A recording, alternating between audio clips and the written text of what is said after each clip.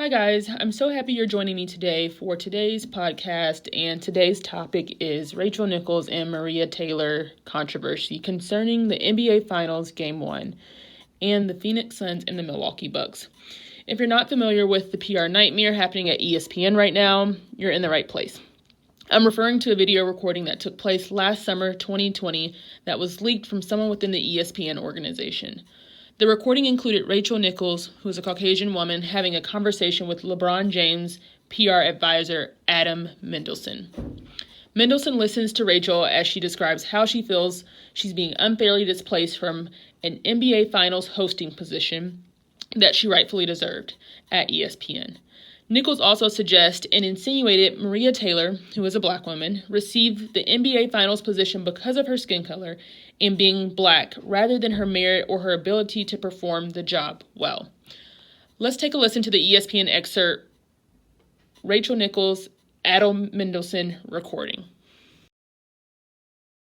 So they said to me, hey, instead of hosting the NBA Finals, why don't you do Doris's sideline reporter job for the NBA Finals? Because guess what that would clear the way for?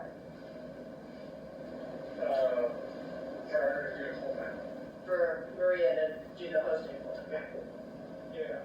So, I have declined. I don't know what their next move is, but they are feeling pressure because of all of that. And I'm trying to figure out, how to just, my thing is, I wish MariaTaylor all the success in the world. She covers football, she covers basketball. If you need her to give her more things to do because you're feeling pressure about your crappy long-time record on diversity, which by the way I myself know personally from the female side of it, go for it. Just find it somewhere else. You're not going to find it with me and taking my thing away. Note, this was provided by the New York Times for educational purposes of this video recording. Now, you can hear in the recording, Nichols clearly expresses being frustrated about losing the position she thought she would be assigned, which is the NBA Finals hosting gig. But in the recording, Nichols' comments become problematic when she states, and I quote, "I don't know what their next move is, but they are feeling pressure because of all of that," end quote. Which it appears she's talking about issues concerning inequalities and issues of race concerning black communities and policing. Now, Adam Silver, who is the commissioner of the NBA, came out in what many viewed as support of Rachel Nichols. Silver stated in an interview or news conference that took place prior to Game 1 of the NBA Finals that he was disheartened by the incident. He also suggests that he found it problematic that someone who has a good reputation, an established professional track record, or career should be canceled or erased by a single comment. He also suggests getting people in a room and working through these issues by talking a lot about them has helped people in similar situations such as these.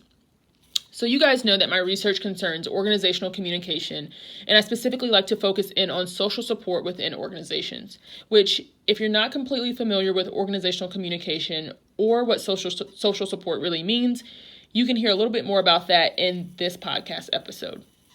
I think the issue here is definitely a concern for ESPN. I also believe you have Rachel Nichols and MariaTaylor who have brands and careers themselves which are at stake. And so I think for ESPN, this is a PR nightmare in many ways because, as I talked about in this podcast episode concerning cancel culture, we are in a very difficult time where, as community members and business owners, we have to determine if within this cancel culture, accountability culture, if someone should be held accountable or removed from their position because of said statements, which we listened to in the Rachel Nichols interview and recording. Or we have to decide if this should be viewed as something that Adam Silver suggested, which is bringing two women in a room to talk and discuss the issues or issue at hand. So here's my perspective from a researcher's point of view, as well as someone who may be operating in the everyday workplace. I think many organizations need to do and create some type of strategy around these types of situations that occur. And when I say these types of situations, we as society members now know that cultural expectations are shifting. Organizational expectations are also shifting. And so while individuals may be allowed to speak freely and have their own thoughts and beliefs, I believe there has to be organizational policy restructuring which occurs and is put in place. I think relearning needs to happen concerning ways in which employees state grievances, and also learning needs to take place about how such comments that are inaccurate or non-supported or not factual statements can be problematic, not only for the organization themselves, but it can also be harmful for those within the organization, the offender or the offendee. Issues of cancel culture also stem from needs of organizations to remain financially viable and afloat, vis-a-vis satisfying their stakeholder groups, which essentially has organizations remaining beholden to those groups despite seemingly other unpopular opinions.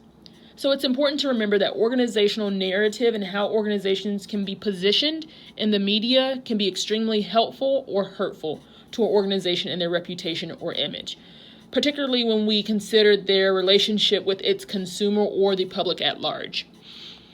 I believe much more research is needed on this topic, but also strategy and education concerning cancel culture needs to be explored as soon as possible by all organizations who feel their brand is important and want to manage themselves and their employees' personal brands. Cancel culture and topics concerning prominent and everyday people is something that affects us all. Beginning the first week of August, I will post 2 videos a week, one on Wednesday at 5 p.m. Central Standard Time, and I'll post another video on Saturdays at 9 a.m. Central Standard Time, every week until the last week of December. If you enjoyed this content, hit the subscribe button and notification bell. See you in the next video.